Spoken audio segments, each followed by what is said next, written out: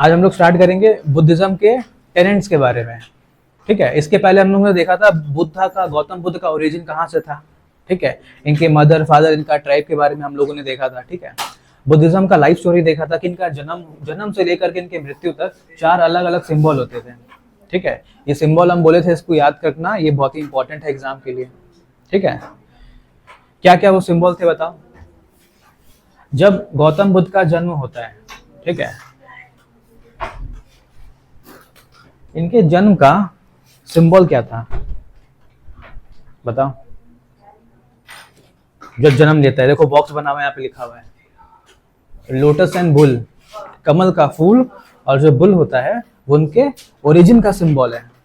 ठीक है, यहाँ से क्वेश्चन आता है, इसीलिए इंपॉर्टेंट है पढ़ना। अगला देखो क्या दिया हुआ है, हॉर्स यानी कि घोड़ा। ठीक है, घोड़ा किस चीज का सिंबल है, घोड़ा किस चीज का सिंबल है, होम लिविंग सेरेमोनी। याद आया, जब वो बड़े होता है, उनका शादी हो जाता है, उसके बाद वो घर छोड़कर जब चले जाते हैं सच्चे या ट्रूथ के या सच्चे ज्ञान की तलाश में, जंगलों में चले जाते हैं घर वर छोड़ करके। ठीक है, पीछे बैठे होकर बात नहीं करना तुम लोग। ठीक है, सच्चे ज्ञान की तलाश में जब वो जंगल में जाते हैं तब वो होम लिविंग सेरेमनी कहलाता है। उसको सिंबलाइज किससे करते हैं हम लोग, हॉर्स से करते हैं। ठीक है, घोड़े से। ठीक है, जिसको यहाँ पे क्या कहा था, महाभिनिष्क्रमण। ठीक है, महाभिनिष्क्रमण। ठीक है, फिर बोधि ट्री। बोधि ट्री का सिंबल क्या होता है, किस चीज को सिंबलाइज करता है बोधि ट्री। हाँ सही बोला, कौन बोला, कोई बोला, हाँ निर्वाहन नहीं, निर्वाण। कोई बोला एनलाइटनमेंट, एनलाइटनमेंट भी राइट है, राइट है। ठीक है, एनलाइटमेंट हो गया इंग्लिश में। ठीक है, निर्वाण हो गया तुम्हारा बुद्धिस्ट लैंग्वेज में। ठीक है, तो बोधि ट्री के नीचे बैठ करके उनको क्या मिला था, एनलाइटनमेंट मिला था। हाँ बोलो, कौन सा वाला खोजो, देखो उसमें मिलेगा। पहले जैनिज्म दिया है, फिर बुद्धिज्म दिया है उसमें। ठीक है,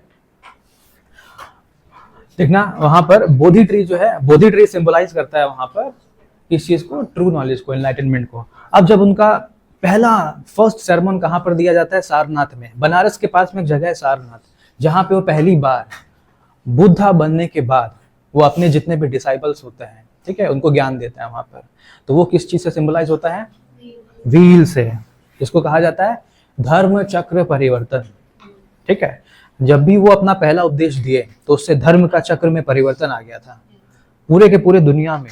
ठीक है, बाकी धर्मों को छोड़ करके एक और नया धर्म आया था, इसका मीनिंग ये होता है। ठीक है, और एकदम लास्ट में जब गौतम बुद्ध का मृत्यु होता है, अपने शरीर को छोड़ करके वो दूसरे डायमेंशन में जाते हैं, उसको सिंबलाइज करने के लिए क्या है, महापरिनिर्वाण।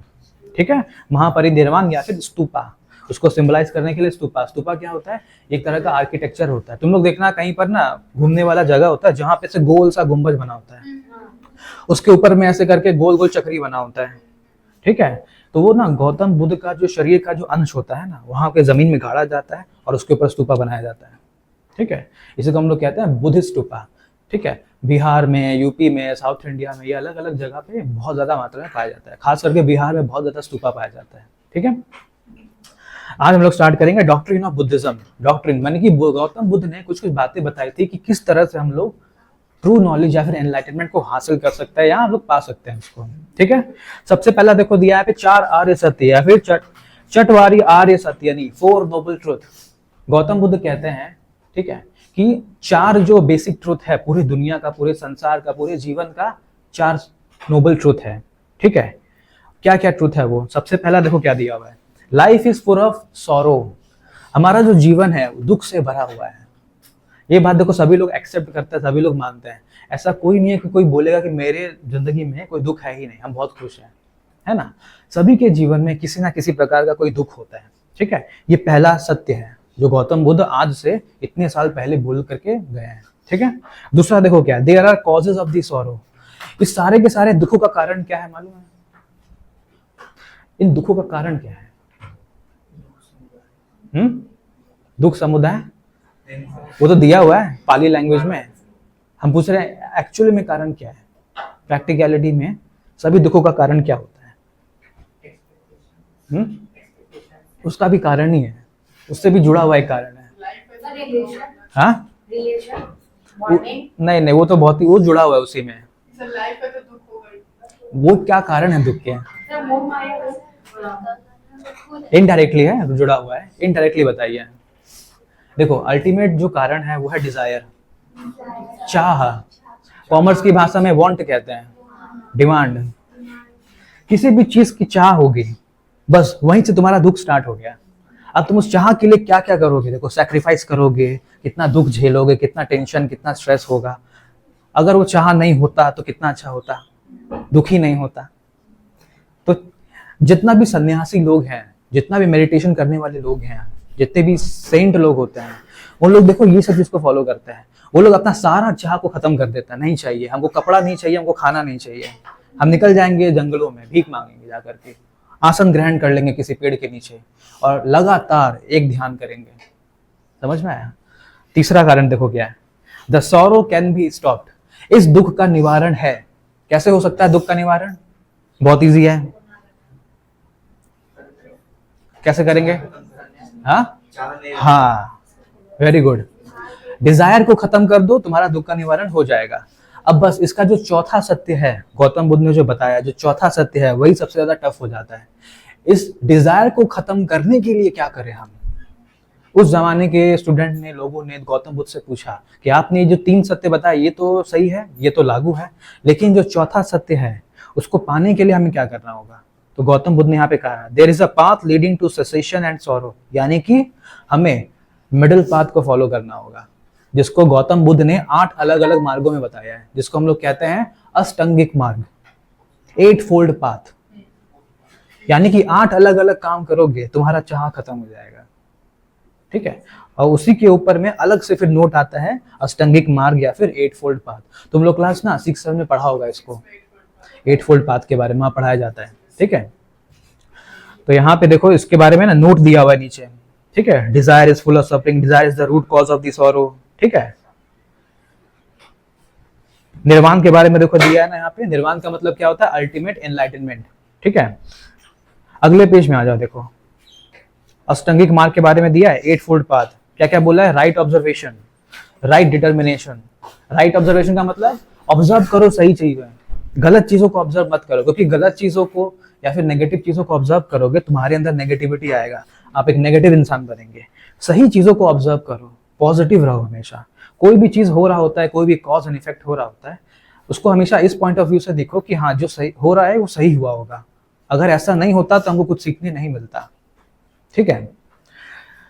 Right observation, right determination. Determination का मतलब अपना जो है ध्यान सही रखो, गलत चीजों पे ध्यान ना दो। जो चीज तुम्हारे काम का नहीं है उस पर ध्यान नहीं देना है। ठीक है? जो तुम्हारे काम का है उस पर ध्यान दो, राइट डिटर्मिनेशन। राइट स्पीच, हमेशा अच्छी बातें बोलो, गलत बातें मुंह पर लाओ ही मत। कभी कभी होता है ना, हम अगर इंसान अच्छे हैं लेकिन अपनी जुबान से गलत बात बोलते हैं, हम गलत हो जाते हैं उसी टाइम से। ठीक है? तो आप जो मुंह से बोल रहे हैं ना, सामने वाले के कानों में जो सुनाई दे रहा है, उसी के बेसिस पे वो जज करेगा कि आप किस टाइप के इंसान हैं। समझ में आया? गौतम बुद्ध यही कहते हैं, राइट स्पीच। कबीरदास का भी एक दोहा है, ऐसी वाणी बोलिए मन का आपा खोए, औरन को सुखमय करे आपहो सुखमय होए। मीठा मीठा भाषा बोलिए, सामने वाले को जो है ना सुनने में अच्छा लगे। वो अगर उसको अच्छा लगेगा वो आपके साथ बर्ताव भी अच्छा करेगा। सामने वाले को अगर आप देख रहे हो गुस्से में है, काफी गाली दे रहा है, मीठी भाषा बोलिए, भले ही आप 4 बातें सुन ले अपने कानों से। ठीक है? आगे देखिए क्या दिया हुआ है यहाँ पे, राइट एक्शन, राइट लाइवलीहुड। सही काम करे। लाइवलीहुड का मतलब जो भी आप प्रोफेशन में है, बिजनेस में है, इलीगल चीजों का काम नहीं करें, सही काम करें। ठीक है? सही काम करोगे, ईमानदारी से काम करोगे तो तुमको वापस में प्रॉफिट वगैरह भी उसी हिसाब से होगा। बेईमानी करने जाओगे तब तुमको चिंता घेरेगा कि इस बेईमानी को छुपाए कैसे हम जो है पुलिस से बचाएं इसको, कैसे टैक्स वगैरह बचाएं, हमेशा चिंता लगा रहेगा तुमको। यही अगर ईमानदारी से कमाओगे तुमको चिंता नहीं होगा, तुमको मालूम है तुमने ईमानदारी से कमाया है, कोई अगर एक्शन लिया भी जाएगा तो वो रॉन्ग प्रूफ हो जाएगा। ठीक है? इसलिए कहता है राइट लाइवलीहुड। अगला देखो क्या दिया, राइट एक्सरसाइज। कोई भी एक्सरसाइज करिए, सही तरीके से करिए, गलत तरीके से करेंगे तो आपके शरीर को नुकसान होगा। तो मेडिटेशन एक टाइप का एक्सरसाइज होता है। गौतम बुद्ध देखो मेडिटेशन करते थे ये। ठीक है? अगर आप मेडिटेशन को गलत फॉर्म में करते हैं, गलत तरीके से करेंगे, तब आपको जो है फिजिकली भी नुकसान होगा, मेंटली भी नुकसान हो जाएगा। ठीक है?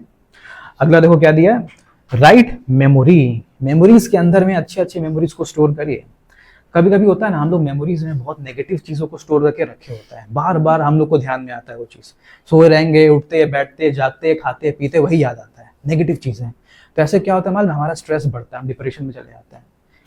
तो वही बात यहाँ पे कहा जा रहा है, आप मेमोरीज में ना अच्छी मेमोरीज को स्टोर करिए, ताकि जब आपको याद आए तो अच्छी मेमोरीज याद आए। अच्छी मेमोरीज याद आती है तो क्या होता है, हमारे शरीर में एक हार्मोन रिलीज होता है डोपामाइन, तो वो क्या है, हैप्पी हार्मोन होता है, हमें फील गुड कराता है। ठीक है, वही कहा गया है यहाँ पर भी, आप मेमोरीज में रखिए, फालतू की मेमोरीज को मत रखें। ठीक है, फालतू की चीजें रखेंगे आपका दिमाग में स्ट्रेस लोड बढ़ेगा। ठीक है, अगला क्या दिया हुआ देखो, राइट मेडिटेशन, ध्यान लगाइए राइट चीजों में। ठीक है, तो ये सारा का सारा 8 फोल्ड पाथ जब हम लोग फॉलो करेंगे, हम लोग का चाह खत्म होगा, हमारे लाइफ से सफरिंग्स खत्म हो जाएंगे, और हम लोग क्या बन जाएंगे, एनलाइटेंड बन जाएंगे, जैसे गौतम बुद्ध बने थे। ठीक है, अगला देखो दिया है मध्य मार्ग। गौतम बुद्ध हमेशा कहते थे कि आपको लाइफ में कोई भी काम अगर करना है तो हमेशा मॉडरेशन में किया जाता है। ठीक है, कभी भी कोई भी काम एक्सट्रीम नहीं किया जाता है। ठीक है, पढ़ाई एकदम एक्सट्रीम नहीं करना है, ना ही एकदम नेग्लेक्ट करना है, मॉडरेशन में करना है। जैसे कि देखो एसएससी सीजीएल हो गया, यहाँ पे आपको बहुत ज़्यादा डिटेल में नहीं पढ़ना है और बहुत कम भी नहीं पढ़ना है, मॉडरेशन में पढ़ना है। जहाँ से क्वेश्चन आता है उतना पढ़ना है, समझ में आया।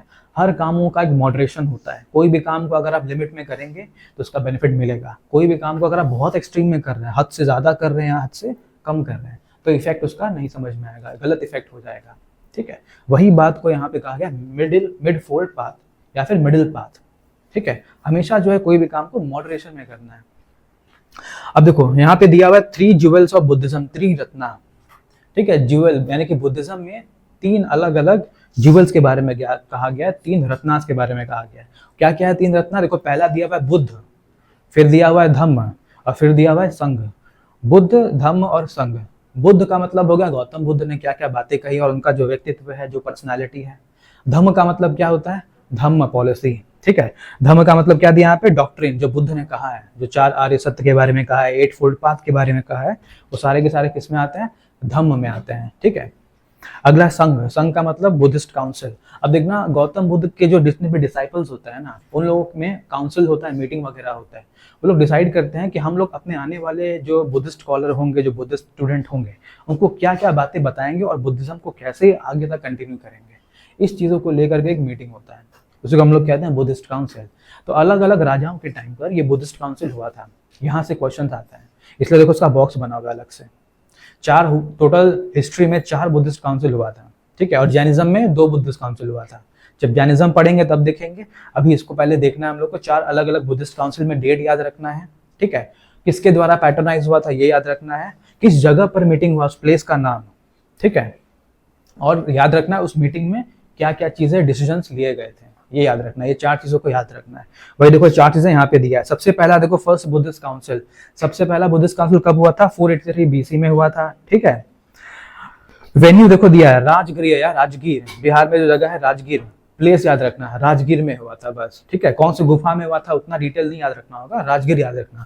फर्स्ट बुद्धिस्ट काउंसिल राजगीर में हुआ था। ठीक है, उसके चेयरमैन कौन थे, महाकश्यपा। चेयरमैन का नाम क्या था, महाकश्यपा। पैट्रॉन का मतलब होता है किस राजा ने फंडिंग प्रोवाइड किया था मीटिंग को अरेंज करने के लिए। ठीक है, जब राजा को पसंद आता है कोई भी धर्म, वो क्या करता है, उस धर्म को प्रमोट करने के लिए फंडिंग वगैरह प्रोवाइड करता है, उसी को हम लोग कहते हैं पैट्रोनेज। तो किस राजा का पैट्रोनेज फर्स्ट बुद्धिस्ट काउंसिल को मिला था, देखो हर्यंक डायनेस्टी का अजात शत्रु। ठीक है, अजात शत्रु को मिला था, यही जो बिंबिसार को मार करके राजा बन जाता है। उसको पसंद आया था बुद्धिज्म, तो उसने पैसा दिया था और फर्स्ट बुद्धिस्ट काउंसिल अरेंज हुआ था। फर्स्ट बुद्धिस्ट काउंसिल में क्या क्या डिसीजंस लिए गए थे वो देखो यहाँ पे रिजल्ट में लिखा हुआ है।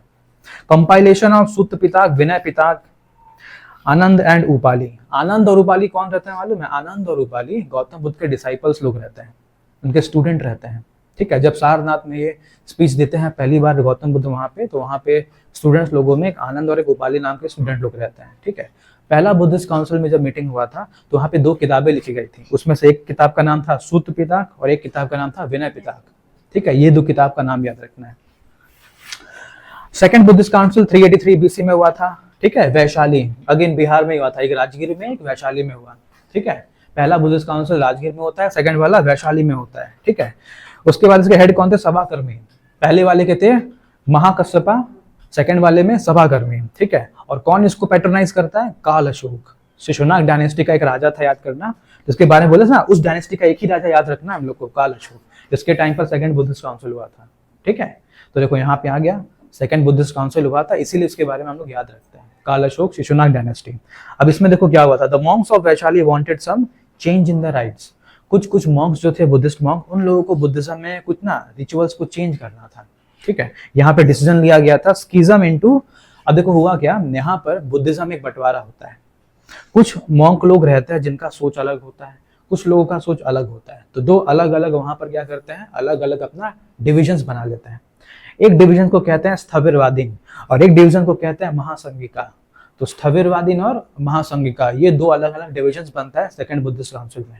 ये तुम लोग को याद रखना है, क्वेश्चन ऐसे ही आएगा। In which Buddhist council two divisions were created in Buddhism. ठीक है, महासंघिका और स्थविरवादीन। ठीक है, बस ये दो नाम याद रखना है। या फिर ऐसी डायरेक्ट क्वेश्चन आएगा, Sthaviravadin related to which religion. 4 option दिया रहेगा वहां पे, बुद्धिज्म बताना है। ठीक है, क्योंकि इसी से जुड़ा हुआ एक और नाम है जो जैनिज्म में आएगा, तो वहां पे कंफ्यूजन होता है। ठीक है, थर्ड बुद्धिस्ट काउंसिल कब हुआ था, 250 BC। थर्ड बुद्धिस्ट काउंसिल कहां पर हुआ था, पाटलिपुत्र, अगेन बिहार। देखो बिहार में 3 बुद्धिस्ट काउंसिल हुआ है, पहला राजगीर में, दूसरा वैशाली में, तीसरा पाटलिपुत्रा में। कौन चेयरमैन रहता है, मोगलीपुट्टतीसी। ठीक है, मोगलीपुट्टतीसी। अब देखो ये किसके टाइम पर हुआ था, महान राजा अशोक सम्राट। ठीक है, मौर्य डायनेस्टी का जो महान राजा रहता है अशोक, उसके टाइम पर हुआ था थर्ड बुद्धिस्ट काउंसिल। अब देखो थर्ड बुद्धिस्ट काउंसिल जब होता है तो एक नया किताब लिखा जाता है जिसका नाम था अभिधम पिटक। ठीक है, decision to send missionaries to various part of the world. अभी जब अशोका के बारे में पढ़ेंगे ना, मौर्य डायनेस्टी स्टार्ट करेंगे इसके बाद, तो वहां पे देखेंगे अशोक जो है कलिंगा की लड़ाई के बाद अपना एक बेटा होता है और एक बेटी होती है, उसको ना श्रीलंका भेजते हैं, इंडोनेशिया भेजते हैं बुद्धिज्म का प्रचार करने के लिए। ठीक है, अशोक ना कलिंग की लड़ाई के पहले उसका धर्म कुछ और था। ठीक है, कलिंग की लड़ाई में इतना जो है वो दुखी हो गया था बैटलफील्ड में कि वहां पे हथियार अपना विवक कर देता है और अपने आप को समर्पित कर देता है बुद्धिज्म में कन्वर्ट हो जाता है वो ऑन स्पॉट, कलिंगा के युद्ध में खत्म करने के बाद। ठीक है, तो उसी के बाद से ना बुद्धिज्म पूरी तरह से अलग अलग देश में वो धम्म पॉलिसी के तहत धम्मा महामात्रा को भेजता है। अभी आगे हम लोग देखेंगे उसी के बारे में। ठीक है, फोर्थ बुद्धिस्ट काउंसिल कब होता है, 98 AD। देखो ये BC से AD में आ गया है, पहला 3 बुद्धिस्ट काउंसिल BC एरा में हुआ था। ठीक है, अब देखो डेट चेंज हो गया है, अब 0 से हम लोग आगे बढ़ेंगे तो AD एरा स्टार्ट हो जाएगा। तो 98 AD में कहां पर होता है, कश्मीर में जगह है कुंडलवन, वहां पर होता है फोर्थ बुद्धिस्ट काउंसिल। ठीक है, चेयरमैन कौन है, वासुमित्रा और अश्वघोष। ठीक है, ये 2 लोग यहाँ पे चेयरमैन रहते हैं। किसके टाइम पर होता है, कुशाना डायनेस्टी का एक राजा रहता है कनिष्क के टाइम पर ये होता है। ठीक है, अब देखो यहाँ पे देखना रिजल्ट क्या क्या हुआ था इसका। ठीक है, जब फोर्थ बुद्धिस्ट काउंसिल हुआ था तो उसमें क्या क्या डिसीजंस लिए गए थे। सबसे पहला है कंपाइलेशन ऑफ महाविभाष शास्त्र। ठीक है, त्रिपिताक को संस्कृत में लिखा गया था, उसका नाम क्या था, महाविभाष शास्त्र। ये एग्जाम में आ सकता है। ठीक है, संस्कृत ट्रांसलेशन ऑफ त्रिपिताक। ये त्रिपिताक का मतलब क्या होता है, देखो बुद्धिज्म के पाली भाषा में पिताक का मतलब होता है बास्केट और त्रि का मतलब हो गया 3, मतलब 3 अलग अलग बास्केट। तो 3 पिताक का मतलब है, एक है सुत्त पिताक, विनय पिताक, अभिधम पिताक। इन तीनों को एक साथ हम कहते हैं त्रिपिताक। ठीक है, इसी का संस्कृत में जब ट्रांसलेशन हुआ था तो उसका नाम देखो क्या था, महाविभाष शास्त्र। ठीक है, the division of Buddhist into Hinayana and Mahayana Buddhism. Fourth Buddhist council में एक और डिवीजन होता है, बंटवारा हो जाता है। एक को कहते हैं महायान बुद्धिज्म, एक को कहते हैं हीनयान बुद्धिज्म। ठीक है, हीनयान बुद्धिज्म में हम लोग बुद्ध के द्वारा बताई हुई जो बातें हैं उनका पालन करते हैं। ठीक है, महायान बुद्धिज्म में हम बुद्धा का मूर्ति बना के उसकी पूजा करते हैं। जैसे कि तुम लोग देखते हो ना, बहुत सारे कंट्रीज में बुद्धा की मूर्ति होती है। ठीक है, मोनास्ट्रीज में जाते हैं हम लोग, वहाँ बड़ा सा मूर्ति होता है, उसकी पूजा करते हैं। तो वो लोग महायान बुद्धिस्ट हैं। और जो लोग बुद्धा की मूर्ति की पूजा नहीं करते लेकिन उनके दिखाए हुए रास्ते पर चलते हैं, जैसे कि 4 आर्य सत्य हो गया, 8 फोल्ड पाथ हो गया, फिर 3 रत्नास ऑफ बुद्धिज्म हो गया, इसको फॉलो करते हैं। ठीक है, वो लोग हीनयान बुद्धिस्ट होते हैं। समझ में आया? तो ये तुम लोग का एग्जाम पॉइंट ऑफ व्यू से इंपॉर्टेंट है, ये वाला चार्ट पूरा का पूरा फोर्थ बुद्धिस्ट काउंसिल। अब देखो बुद्धिस्ट लिटरेचर के बारे में दिया हुआ है, त्रिपिताक देखो दिया ना यहाँ पे, तो तुमको यहाँ पे पढ़ना है कि शुद्ध पिताक में किस चीज के बारे में बोला गया, बुद्धिस्ट सेइंग। शुद्ध पिताक का मतलब गौतम बुद्ध ने क्या क्या बातें बोली थी, क्या क्या ज्ञान की बातें बोली गई थी, सारनाथ में क्या क्या बातें उन्होंने बोली, अलग अलग जगह गए थे तो क्या क्या बातें बोली गई थी, उसको किताब में लिखा गया है। उसको हम लोग कहाँ पढ़ते हैं, शुद्ध पिताक में पढ़ते हैं। ठीक है, उसके बाद है विनय पिताक। विनय पिताक में देखो क्या दिया है, मोनास्टिक कोड लिखा हुआ है। ठीक है, गौतम बुद्ध का जो मोनास्ट्री होता था या फिर बुद्धिज्म मोनास्ट्री होते थे, वहां पे कुछ डिसिप्लिन होते थे कि सभी लोगों को जो है सुबह में 4 बजे उठ जाना है, आपको खाने में केवल साग और सब्जी ही खाना है, ठीक है, दिन भर में कभी भी सोना नहीं है, झाड़ू पोछा साफ सफाई अपने हाथों से करना है, खाना खुद से बनाना है, आपको अपना कपड़ा खुद से धोना है। सारी कामों के जो डिसिप्लिन से रिलेटेड सारे के सारे कोड्स होते थे, रूल्स एंड रेगुलेशन, वो इस किताब में दिए गए, ठीक है। विनय पिटक। अब आगे आते हैं अभिधम पिटक। अभिधम पिटक में क्या दिया हुआ है? अभिधम पिटक में दिया हुआ है जितने भी फिलोसॉफिकल टीचिंग्स है या रिलीजियस डिस्कोर्स है, यानी कि गौतम बुद्ध ने अलग अलग धर्म के बारे में कुछ कुछ ना कमेंट्स किए थे कि इस धर्म में ये परेशानी है, इस धर्म में ये डिसएडवांटेज है, इस पर्टिकुलर धर्म में ये क्रिटिसिज्म है, ठीक है। इन सारी बातों को इसमें लिखा गया है, ठीक है, अभिधम पिटक में। तो शुद्ध पिटक में बुद्धा की कही हुई बातों को लिखा गया है, विनय पिटक में डिसिप्लिन के बारे में लिखा हुआ है, और अभिधम पिटक में अलग अलग धर्मों के बारे में लिखा हुआ है कि बुद्धिज्म के रिलेटेड क्या क्या उनके कमेंट्स हैं, कमेंट्री के बारे में, ठीक है। अगला देखो क्या दिया हुआ है, निकाय। जो अभिधम पिटक है उसके अंदर अलग अलग चैप्टर हैं जिसको हम लोग पाली भाषा में निकाय कहते हैं, ठीक है। जैसे अंगुत्तर निकाय दिया हुआ है, संयुक्त निकाय दिया हुआ है, महीप निकाय दिया हुआ है, ठीक है। ये निकाय में जो है ना, एक निकाय तुम लोग को याद रखना है, अंगुत्तर निकाय। अंगुत्तर निकाय और भगवती सूत्र, जैन का एक किताब है भगवती सूत्र, बुद्धिज्म का किताब है अंगुत्तर निकाय चैप्टर। ये क्यों याद रखना है मालूम है? ये इसीलिए याद रखना है क्योंकि इसी पेज में तुम लोगों को जनपद और महाजनपद का वर्णन मिलता है, 16 अलग अलग जनपद और महाजनपद, जैसे कि मगध है, कोसाली है, अवंती है ना, काशी हो गया, ये सारे के सारे नाम हम लोग को इसी चैप्टर में मिलता है, इसीलिए इसको याद रखता है। बाकी कोई निकाय एग्जाम में नहीं पूछता है, अंगुत्तर निकाय ही पूछता है क्योंकि यहाँ पे रेफरेंस मिला था हम लोग को, ठीक है। अगला देखो दिया है मिलिंद पन्हो। एक क्वेश्चन, एक बुक है मिलिंद पन्हो, ठीक है। उसमें क्या बताया गया है, मिलिंद नाम का ना एक राजा था, ठीक है, इंग्लिश में उसका नाम मिनांडर कहते थे, ठीक है। तो इंडिया में मिलिंद जो है, नागसेन नाम का एक बुद्धिस्ट स्कॉलर था, उसके साथ में कुछ क्वेश्चंस किया था, उसको कुछ क्वेश्चंस थे, जैसे गौतम बुद्ध को क्वेश्चंस था ना, कोई डेड पर्सन को लेकर के, कोई बूढ़े व्यक्ति को लेकर के, वैसे मिनांडर को कुछ क्वेश्चंस था, वो नागसेन से पूछ रहा था, क्यों अगर संसार में ऐसा होता है तो क्यों होता है, हम लोग क्यों मरते हैं, क्यों वापस जिंदा होते हैं, क्यों हमारी आत्मा एक शरीर से दूसरे शरीर में जाती है। ये सारे जो जितने भी स्पिरिचुअल क्वेश्चंस होते थे, मिलिंद ने नागसेन से पूछा था। ये सारी बातें, सारी उनकी जो डायलॉग हुए थे, उसको किस किताब में लिखा गया? मिलिंद पन्हो में लिखा गया। तो क्वेश्चंस ऐसे आता है, Milinda Panho book is related to which religion, किस धर्म से जुड़ा हुआ है। तो तुम लोग को याद रखना, मिलिंद ने किससे क्वेश्चन पूछा था? नागसेन।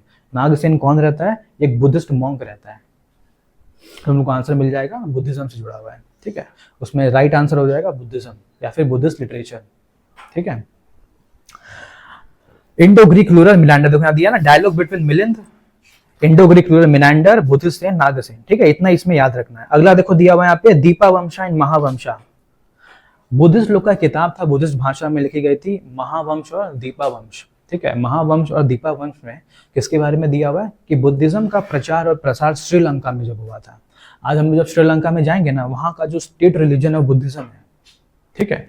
वहाँ पे भी लोग गौतम बुद्ध की पूजा करते हैं मूर्ति बना करके, यानी कि महायान फॉर्म ऑफ बुद्धिज्म वहाँ पे फॉलो होता है, ठीक है। तो आज से इतने सालों पहले इस किताब में लिखा हुआ है कि अशोक ने यहाँ पर धम्मा महामात्र उसके यानी मिनिस्टर्स को भेजा था प्रचार करने के लिए, और तब से वो वहाँ पे फ्लरिश हो गया, ठीक है। अगला देखो दिया संस्कृत टेक्स्ट। कुछ कुछ संस्कृत भाषाओं में भी लिखी गई किताबें हैं जिसमें हम लोग को बुद्धिज्म के बारे में जानने को मिलता है।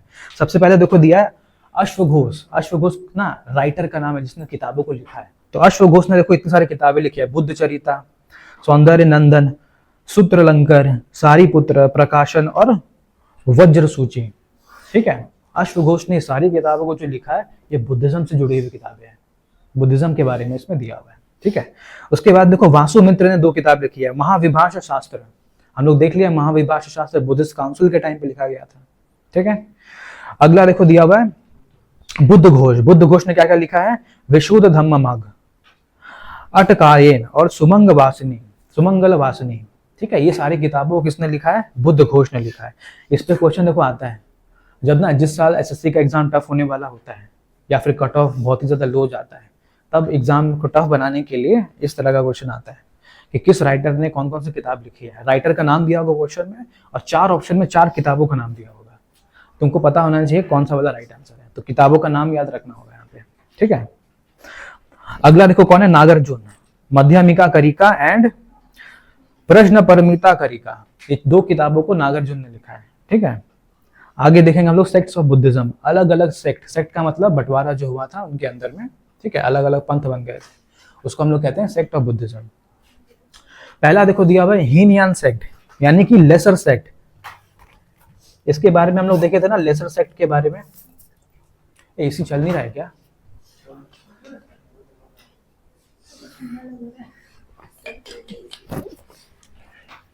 हीनयान सेक्ट का मतलब क्या होता है? Laser vehicle. लेसर व्हीकल का मतलब क्या हो गया? छोटा व्हीकल, यानी कि जिसको बहुत ही कम लोग फॉलो कर पाते हैं। तो हीनयान सेक्ट को देखना दुनिया भर में सबसे कम पूजा जाता है, क्योंकि ये बहुत कठिन रास्ता है। गौतम बुद्ध ने जो रास्ता बताया है, 8 फोल्ड पाथ को फॉलो करना, ये बहुत सारे लोगों के लिए बहुत कठिन होता है, इसलिए सभी लोग उसको फॉलो नहीं कर पाते हैं, ठीक है। इसलिए हीनयान सेक्ट को मानने वाले लोग भी कम हैं, ठीक है। देखो यहाँ पे हम लोग हीनयान के बारे में अगर देखें, it followers believe in the original teachings of Buddha. Buddha के जो ओरिजिनल टीचिंग है उसको फॉलो किया जाता है, ना कि बुद्धा की मूर्ति बना के उनकी पूजा करना है, ठीक है। They sought for individual salvation through self discipline. Gautam Buddha जैसे सेल्फ डिसिप्लिन में रहते थे, इनके फॉलोवर्स भी सेल्फ डिसिप्लिन में रहते हैं, ठीक है। They did not believe in idol worship. ये लोग मूर्ति पूजा में विश्वास नहीं रखते थे, Hinayana Buddhist. They favoured Pali language. Pali language ना ओरिजिनल लैंग्वेज था जो गौतम बुद्ध का। गौतम बुद्ध पाली लैंग्वेज में भी टीचिंग देते थे, ठीक है। They known as southern Buddhist religion because it prevailed, अगले नेक्स्ट पेज में, prevailed in the south of the India, ठीक है। देखना हीनयान बुद्धिज्म ज्यादातर साउथ इंडिया में ज्यादा प्रचलित हुआ था, ठीक है। दैट इज देखो श्रीलंका, बर्मा और सियाम इन थाईलैंड। आज भी देखना श्रीलंका में, बर्मा में और थाईलैंड में आज भी हम लोग को बुद्धिज्म का, रिलीजन का डोमिनेंस देखने को मिलता है, ठीक है। ये यही कारण है कि हीनयान बुद्धिज्म यहाँ पे ज्यादा प्रीच होते थे, ठीक है। There were 2 subsect of Hinayana. अब देखो हीनयान के अंदर में 2 अलग अलग और बंटवारा है और सब डिविजन्स है। एक है देखो दिया विभाषिका और स्वतंत्रिका, ये 2 नाम याद रखना है, ठीक है। एक था देखो स्थविरवादी और महासंघिका, जो सेकंड बुद्धिस्ट काउंसिल में डिवीजन हुआ था, ठीक है। 4th बुद्धिस्ट काउंसिल में 2 डिवीजन होता है, महायान और हीनयान। हीनयान का भी 2 डिवीजन होता है, ठीक है, विभाषिका और स्वतंत्रिका, ठीक है। ये डिविजन्स के ऊपर ही क्वेश्चन आता है। स्वतंत्रिका रिलीजन किस डिवीजन का है? बुद्धिज्म की जैनिज्म की आजीविका की ब्राह्मणिज्म? ऐसे करके 4 ऑप्शन दिया होगा, 2 में कंफ्यूजन होगा, जैनिज्म का है कि बुद्धिज्म का है। 2 तो एलिमिनेट कर देंगे हम लोग को पता है, 2 में कंफ्यूजन होता है, और वहीं पे तुम्हारा टाइम जाता है। टाइम जाएगा तो पेपर खत्म नहीं कर पाएंगे टाइम पर, ठीक है। तो इसलिए सब याद करना जरूरी है। कौन सा वाला? सब सेक्ट ऑफ हीनयान। हीनयान का 2 अलग अलग विभाजन हुआ था, ठीक है। एक हुआ था ये विभाषिका में और एक हुआ था तुम्हारा स्वतंत्रिका। बस नाम याद रखना, बहुत डिटेल में जाएंगे उतना पूछता नहीं एग्जाम में, बस नाम याद रखना है, विभाषिका और स्वतंत्रिका, बस, ठीक है। अगला आता है ग्रेटर व्हीकल और महायान। इसको ग्रेटर व्हीकल इसीलिए कहते हैं, ग्रेटर पॉपुलेशन इसको फॉलो करते हैं इसीलिए, ठीक है। जिस समय इसको प्रचार किया गया था बहुत सारे लोगों ने इसको अडॉप्ट किया। क्यों? इसको अडॉप्ट करना हीनयान से बहुत ईजी होता है। इसमें खाली करना क्या है? बुद्धा की मूर्ति रख के उसकी पूजा करनी है, मेडिटेशन करना उसके सामने, ठीक है। तो आपको वो ऑरा फील होगा गौतम बुद्ध का और आपका ध्यान लगेगा, तो काफी इजी हो जाता है। इसलिए इसको देखो बहुत सारे लोगों ने फॉलो किया, ठीक है। लोग अपने कंफर्ट के हिसाब से जो है धर्म चुन रहे थे उस समय। देखा कि महायान बहुत इजी पड़ रहा था, महायान को अडॉप्ट कर गए लोग, ठीक है। सबसे पहले देखो दिया इसमें, it follows believer in heavenliness and they sought for salvation all through the grace and with the help of bodhisattva and buddha, ठीक है। यहाँ पे ना जो महायान बुद्धिस्ट लोग होते हैं, इन लोग का बिलीफ क्या होता है मालूम है? ये लोग ना अवतार में बिलीव करते हैं। इनको लगता है कि शायद गौतम बुद्ध मरने के बाद हो सकता है एक अवतार लेकर के वापस पुनर्जन्म ले ले, ठीक है। इसीलिए लोग विश्वास करते हैं कि हम मूर्ति बना करके इनकी पूजा करेंगे, जिससे कि गौतम बुद्ध का आशीर्वाद हमें मिलेगा, ठीक है। बोधिसत्वा का मतलब क्या होता है मालूम है? बोधिसत्वा का मतलब होता है इनकारनेशन या फिर previous incarnation of Buddha. Gautam Buddha जो थे उनके पहले भी वो किसी अलग अवतार में रहते थे, ठीक है। ये हर जो है युग में बार बार अवतार लेकर के आते हैं ताकि मनुष्य जीवन का कल्याण हो पाए, ठीक है। बहुत सारे लोग मानते हैं कि गौतम बुद्ध जो है ना वो 9वें अवतार थे विष्णु भगवान के। बहुत सारे लोग मानते हैं ऐसा कहीं कहीं पर, ठीक है। It is also known as the northern Buddhist religion. इसको नॉर्दर्न बुद्धिस्ट रिलीजन भी कहते हैं हम लोग। किसको कहते हैं? महायान बुद्धिज्म को। क्यों कहते हैं हम लोग नॉर्दर्न बुद्धिस्ट रिलीजन? हीनयान को सदन वाला कहते हैं ना, क्यों? क्योंकि थाईलैंड, इंडोनेशिया, श्रीलंका वगैरह में ये ज्यादा फेमस था, ठीक है। नॉर्दर्न हेमिस्फीयर में ज़्यादा प्रचलित हुआ था, जैसे कि चाइना हो गया, मंगोलिया हो गया, कोरिया हो गया, जापान हो गया, वहाँ पर भी देखो बुद्धिज़्म को प्रीच किया जाता है, लोग मूर्ति रखते हैं वहाँ पे। तो नॉर्दर्न साइड में महायान बुद्धिज़्म को रखते हैं, सदर्न साइड में हीनयान को ज़्यादा प्रीच करते हैं। ठीक है, ये याद रखना। इस पर भी क्वेश्चन आ सकता है, नॉर्दर्न साइड में कौन सा वाला ज़्यादा फेमस है, सदर्न साइड में कौन सा फेमस है, तो ऐसे याद रखना इसको। नॉर्दर्न साइड में महायान बुद्धिज़्म, सदर्न साइड में हीनयान बुद्धिज़्म। कंट्री के आधार पर भी आ सकता है, कंट्री का नाम दिया है, फॉर एग्जाम्पल ये जापान में सुनामी आने वाला है, करंट अफेयर्स में है, तो जापान से रिलेटेड क्वेश्चन आएगा हिस्ट्री का। जापान में विच फॉर्म ऑफ बुद्धिज्म को फॉलो किया जाता है, महायान, हीनयान। ठीक है, और भी दो अलग अलग रिलीजन है बुद्धिज्म में, थेरावाड़ा बुद्धिज्म है, और अलग नाम दिया रहेगा। चारों में से ऑप्शन क्या राइट हो जाएगा, महायान बुद्धिज्म। ठीक है, देखो यहाँ पे दिया हुआ है north India example, China, Korea, Japan, ना 3 नाम आया ना यहाँ पर, तो ये सारे के सारे यहाँ पर महायान फॉर्म ऑफ बुद्धिज्म है। दे वर 2 सबसेक्ट ऑफ महायान बुद्धिज्म। देखो महायान बुद्धिज्म में बंटवारा हुआ था, मध्यमिका जिसका नाम है शून्यवाद, ठीक है, और एक है योगचारा। देख रहे हो कितना सब डिविजन है इसमें, हीनयान में सब डिविजन है, महायान में सब डिविजन है, तो तुमको इस सब डिविजन का नाम याद रखना है कि योगचारा स्कूल ऑफ बुद्धिज्म ये किस डिविजन का है, महायान का है कि हीनयान का है। ठीक है, फिर तुम्हारा मध्यमिका किस स्कूल ऑफ डिविजन का है, महायान का है कि हीनयान का है। ठीक है, अब देखो इसके बाद आता है एक और डिवीजन है जिसको नाम है Vajrayana form of Buddhism. Vajrayana, the follower believe the salvation could be best attained by acquiring the magical power. ये जो वज्रयान फॉर्म ऑफ बुद्धिज्म था, ये बिलीव करता था मैजिकल पावर्स में। ये कहता था अगर हम बुद्धिज्म के दिखाए हुए रास्ते पर चले तो हमें कुछ ऐसे पावर्स मिल जाएंगे, मैजिकल पावर्स, जिससे कि हम चमत्कार कर सकते हैं। ठीक है, विच दे कॉल्ड वज्र, ये लोग उसको कहते थे वज्र। किसी को वज्र हासिल हो जाता है, उसके पास में सुपर नेचुरल पावर्स आ जाती हैं। ठीक है, the chief divinities of this new sect were the Tara. ठीक है, तो इन लोगों में एक तारा नाम के जो है एक बुद्धिस्ट मॉन्क फेमस हुआ था, जिसके पास में कुछ मैजिकल पावर्स थे। ठीक है, it became popular in eastern India, particularly in Bengal and Bihar. Bengal Bihar वाले रीजन्स में जो बुद्धिज्म फ्लरिश हुआ था, वहां पर एक ये भी फॉर्म ऑफ बुद्धिज्म आया था, वज्रयान फॉर्म ऑफ बुद्धिज्म, जहाँ पे मैजिकल पावर्स दिखाया गया था। ठीक है, अगला देखो दिया बोधिसत्वास के बारे में। बोधिसत्वा क्या, again incarnation of the Buddha, Buddha का एक अवतार है जो हर अलग अलग टाइम पीरियड में उनके जाने के बाद अवतार लेकर के आते हैं। तो अलग अलग देखो नाम दिया है, जैसे कि वज्रपाणी, वज्रपाणी बोधिसत्वा है, यानी कि बुद्धिज्म का एक अवतार है। Like Indra he hold the thunderbolt, force of the sin and evil. ठीक है, यानी कि दुश्मनों और बुराइयों का नाश करने के लिए अवतार लेते हैं वज्रपाणी। ठीक है, इनको कंपेयर किया गया इंद्र भगवान से। ठीक है, क्योंकि इनके पास भी थंडर बोल्ट होता है, जैसे इंद्र भगवान के पास थंडर बोल्ट होता है, वैसे इनके पास भी थंडर बोल्ट जैसा पावर्स है, इसलिए नाम क्या है इनका, बोधिसत्व पद्मपाणी, वज्रपाणी। अगला है अवलोकितेश्वरा। अवलोकितेश्वरा को कहा जाता है the lord who looks down upon, also called Padmapani, the lotus bearer. Avalokiteshvara Padmapani ये एक साथ लिखा जाता है, तो ध्यान में आना चाहिए। एनसीईआरटी की किताब में एक इमेज बना हुआ है जहाँ पे गौतम बुद्ध का एक मूर्ति है जो हाथ में लोटस लिए हुए है। ठीक है, तो जो कमलधारी रहते हैं उनको क्या कहा जाता है, अवलोकितेश्वरा पद्मपाणी, ये याद रखना है तुमको। ठीक है, उसके बाद देखो दिया Manjushri, stimulator of understanding, he holds the book describing 10 Paramita. ठीक है, मंजुश्री का जो अवतार है क्यों लिया जाता है, किसी भी डिफिकल्ट नॉलेज को इजी करके समझाने के लिए। ठीक है, कोई गुरु के रूप में अवतार लेते हैं, जहाँ पे कोई कॉम्प्लेक्स चीजों को समझाना होता है तो मंजुश्री के रूप में आता है गौतम बुद्ध। ठीक है, उसके बाद देखो दिया मैत्रेया। मैत्रेया का मतलब है फ्यूचर बुद्धा। हो सकता है ये बुद्धा अभी तक जन्म नहीं लिए हैं, ये आने वाले समय में हो सकता है अवतार लेकर के आ सकते हैं, उसको कहा गया मैत्रेया, यानी कि द फ्यूचर बुद्धा, फ्यूचर में आने वाले बुद्धा का इनकारनेशन। अगला देखो दिया शीर्तिगिरवा, गार्जियंस ऑफ द परगोरेटरीज। जितना भी गलत काम करते हैं ना, उनके लोगों का सब लेखा जोखा रखने वाले ये हैं, शीर्तिगिरवा।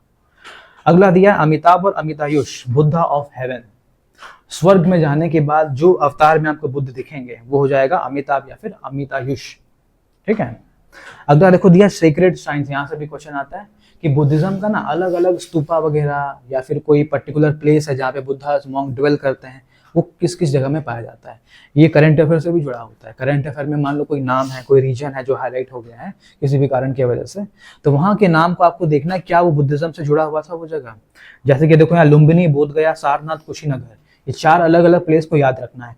लुम्बिनी में जन्म हुआ था, ठीक है, बोधगया में निर्वाण प्राप्ति हुआ था यानी कि एनलाइटनमेंट हुआ था, सारनाथ में पहला सेरेमन दिए थे, एनलाइटनमेंट के बाद में पहली ज्ञान का उपदेश सारनाथ में दिए थे, और कुशीनगर में उनका देहांत हुआ था, अपने शरीर को छोड़ दिए थे वो। ठीक है, तो ये 4 जगह तुम लोग को ध्यान में होना चाहिए। 4 जगह न्यूज में आया, अगर किसी भी बात को लेके हाईलाइट हुआ तो मतलब एक ना एक क्वेश्चन बनेगा यहाँ से। ठीक है, इन चारों से क्वेश्चन ऐसा भी बन सकता है कि इनके जन्म के लिए कौन सा सिंबल था, ठीक है, एनलाइटनमेंट के लिए कौन सा सिंबल था, ये बन सकता है। ऐसे करके क्वेश्चन बनेगा। अदर सेंटर्स देखो यहाँ पे दिया हुआ है, श्रावस्ती है, राजगीर, वैशाली। ठीक है, ये क्यों था? क्योंकि यहाँ पे बुद्धिस्ट काउंसिल हुआ था, तो राजगीर, पाटलिपुत्र, वैशाली या फिर कश्मीर का कुंडलवन, ये वाला एरिया हाईलाइट होता है न्यूज में, तो समझ जाओ बुद्धिस्ट काउंसिल पे क्वेश्चन आएगा। ठीक है, सीक्रेट साइंस में देखो और क्या क्या है, जैसे नालंदा है, विक्रमशिला है। ठीक है, यहाँ पर बुद्धिस्ट स्तूपा पाए जाते हैं। स्तूपा आर्किटेक्चर जो होता है ना, जहाँ पे गौतम बुद्ध के शरीर का अंश जो होता है उसको जमीन पे रख करके उसके ऊपर स्तूपा बनाया जाता है, उसके अंदर में डिवाइन पावर्स होते हैं। ठीक है, तो वो जो आर्किटेक्चर होता है उसको स्तूपा कहते हैं। खास करके बिहार में सबसे ज्यादा पाया जाता है ये आर्किटेक्चर। ठीक है, देखो यहाँ पे दिया नालंदा इन बिहार, जूनागढ़, वल्लभी, गुजरात में एक जगह है वल्लभी, सांची स्तूपा एमपी में, मध्य प्रदेश में जगह है बारहूत केव्स है, सांची स्तूपा है। सांची स्तूपा का नाम सुना होगा, फेमस है ये पूरा, तो सांची, हाँ उसमें भी दिया हुआ है। तो इस स्तूपा का मतलब यही हो गया जहाँ पे बुद्धिज्म के मॉन्क्स का कोई अंश होता है वहां पर। ठीक है, यूपी हो गया, देखो वेस्ट बंगाल में सोमपुरी है। बुद्धिस्ट आर्किटेक्चर देखो यहाँ पे स्तूपा के बारे में दिया था, रिलिक्स ऑफ द बुद्धा और some prominent Buddhist monk are preserve. मरने के बाद जो उनका हड्डी होता है ना, उसका राख ऐसे जब बन जाता है, उसी राख के कुछ कुछ अंश को एक स्तूपा में रखते हैं।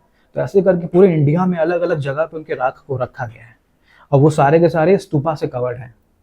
ठीक है, इसलिए देखना वहां पर जब भी हम लोग जाते हैं ना, हम लोग को कुछ स्ट्रेंज एनर्जी फील होता है वहां पर, क्योंकि ये एनर्जी जो है बहुत ज्यादा डिवाइन एनर्जी है। बहुत ही छोटे अमाउंट में रहेगा लेकिन बहुत ज्यादा डिवाइन पावर्स रहता है यहाँ पर। ठीक है, अगला देखो दिया है चैत्य। बुद्धिज्म में चैत्य का मतलब क्या होता है? Prayer hall. ठीक है, जहाँ पे जितने भी बुद्धिस्ट मॉन्क है, स्कॉलर है, बैठ करके मेडिटेशन करते हैं, प्रेयर करते हैं। ठीक है, अगला दिया है विहारा।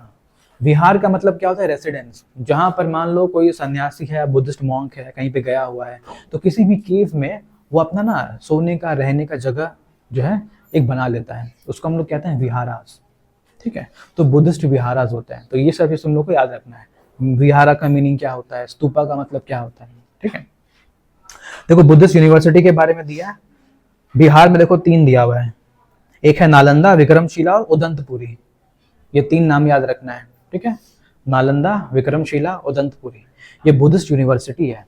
एक जमाना हुआ करता था जब ना चाइना से, जापान से, कोरिया से, मंगोलिया से बुद्धिस्ट लोग पढ़ने के लिए यहाँ आते थे। ठीक है, नालंदा में, विक्रमशिला में और उदंतपुरी में। ठीक है, फाउंडर का नाम देखो दिया है, नालंदा कुमार गुप्त वन। गुप्त रूलर का जब हम गुप्ता रूलर के बारे में पढ़ेंगे तो वहां पे देखेंगे नाम आएगा कुमार गुप्त। कुमार गुप्त वन जो रहता है वही नालंदा का फाउंडर है, उसी ने बनाया इसको। ठीक है, सेकंड देखो उदंतपुरी, गोपाला। पाला रूलर जो है ना, बंगाल बिहार वाले रीजन में पाला डायनेस्टी आता है। पाला डायनेस्टी का जो लीडर रहता है गोपाला, उसने फाउंड किया था उदंतपुरी को। और जो विक्रमशिला है भागलपुर वाले एरिया में है, जहां पर पाला का एक रूलर था, पाला राज्य का एक राजा था जिसका नाम था धर्मपाल। तो धर्मपाल ने इसका एस्टेब्लिशमेंट किया था भागलपुर में। ठीक है, उसके बाद देखो धर्मपाल ने सोमपुरी नाम का एक जगह, एक यूनिवर्सिटी बनाया था, वो नॉर्थ बंगाल में। ठीक है, उसके बाद में देखो दिया रामपाल। पाला रूलर में भी 3 अलग अलग राजाओं ने बुद्धिस्ट यूनिवर्सिटी का फाउंडेशन किया है। ठीक है, जगदल देखो दिया है ना, बंगाल में जगह है जगदल, वहां पर है। फिर गुजरात के वल्लभी में मैत्रिका रूलर यानी कि भद्रिका ने किया था। ठीक है, तो तुम लोग को याद रखना है कहाँ कहाँ पर है। वल्लभी में है, बिहार में है 3 ठो, बंगाल में है 1, बंगाल में 2 है एक्चुअली, नॉर्थ बंगाल में और नॉर्मल बंगाल में है। ठीक है, नेक्स्ट पेज में आ जाओ। देखो नेक्स्ट पेज में दिया है रॉयल पेट्रॉन्स के बारे में। रॉयल पेट्रॉन का मतलब क्या होता है? बुद्धिज्म को राजघराने से क्या क्या हेल्प देने वाले राजा कौन कौन थे वो लोग। तो देखो सबसे पहला नाम है बिंबिसार अजातशत्रु। याद करना, हर्यंक डायनेस्टी के पहले राजा बिंबिसार और उनका बेटा अजातशत्रु, दोनों के दोनों किसके फॉलोअर थे? बुद्धिज्म के थे। ठीक है, उसके बाद है प्रोसनजीत। प्रोसनजीत जो है ना अजातशत्रु के दामाद जी रहते हैं। ठीक है, ये भी इन्हीं के फॉलोअर रहते हैं। ठीक है, फिर है उदयन, अजातशत्रु का बेटा उदयन, ये भी इसी का फॉलोअर बन जाता है। ठीक है, उसके बाद देखो अशोक है, राजा दशरथ है, मिलिंद है, कनिष्क है, हर्षवर्धन। अभी हम लोग आगे जितने भी राजाओं के बारे में पढ़ेंगे ना, वापस ये सब चीज आएगा कि ये लोग बुद्धिज्म के फॉलोअर रहते हैं। यहाँ भी एक बार खाली बस नाम याद रखना है कि कौन कौन से राजा, उनका धर्म क्या क्या था। ठीक है, देखो यहाँ पे नोट में दिया हुआ है, अशोक ने ना अपने बेटे महेंद्र और उनकी बेटी थी संघामित्र, इन दोनों को ना श्रीलंका भेजा था बुद्धिज्म के प्रचार के लिए, और वहां के राजा ने एक्सेप्ट भी कर लिया। उस टाइम के लोग जो है ना, श्रीलंका, इंडोनेशिया, थाईलैंड, ये सभी लोग जो है अशोक के नाम से डरते थे, ठीक है, इसलिए खाली बस इनके मिनिस्टर ही चले जाते थे वहां पर, ये लोग जो भी प्रपोजल होता उसको एक्सेप्ट कर लेते थे। क्योंकि इनको पता है एक बार जब अशोक अपना आर्मी लेकर के आ गया, इसको हराना नामुमकिन के बराबर है, ठीक है। अब हम लोग स्टार्ट करेंगे जैनिज्म के बारे में। अभी हम लोग देखें बुद्धिज्म के बारे में, इसी से मिलता जुलता जो है रिलीजन है जैनिज्म, ठीक है। अब देखो जैनिज्म में क्या है, जैनिज्म में ना बुद्धिज्म की तरह अलग अलग बुद्धाहुड नहीं है, यहाँ पर ना तीर्थंकर लोग होते हैं, ठीक है। बुद्ध जैनिज्म में इनको तीर्थंकर कहा जाता है। और जैनिज्म में क्या है कि ये अपने आप को बहुत ज्यादा पुराना मानता है, कहते हैं कि बुद्धिज्म से भी पुराना है। तो हम लोग के हिस्टोरिकल या फिर आर्कियोलॉजी में, ठीक है, आर्कियोलॉजी में शुरू से लेकर के जो 22 तीर्थंकर हैं उनके बारे में हम लोग को एग्जैक्टली और कंप्लीटली पता नहीं है कि इनका ओरिजिन कहाँ हुआ था, कब हुआ था, किस राजा के टाइम पर हुआ था, ये सब चीज़ें हम लोग को पता नहीं है। हम लोग को पता है कि इसके पहले तीर्थंकर कौन थे, 23वें नंबर पे कौन थे, और 24वें वाले यानी सबसे लेटेस्ट कौन है, जिनके बाद एक भी कोई तीर्थंकर नहीं बना है अभी तक, ठीक है। तीर्थंकर का मतलब क्या, literally a Ford maker across the stream of existence, the first being Rishabhdev. तो ऋषभदेव और आदिनाथ कहा जाता है कि सबसे पहले तीर्थंकर रहते हैं, ठीक है, ऋषभदेव।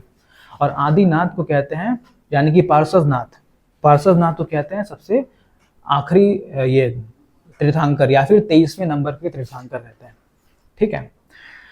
देखो विष्णु पुराण, भगवत पुराण, ये सभी में जो है ना ऋषभदेव के बारे में मेंशन किया गया है।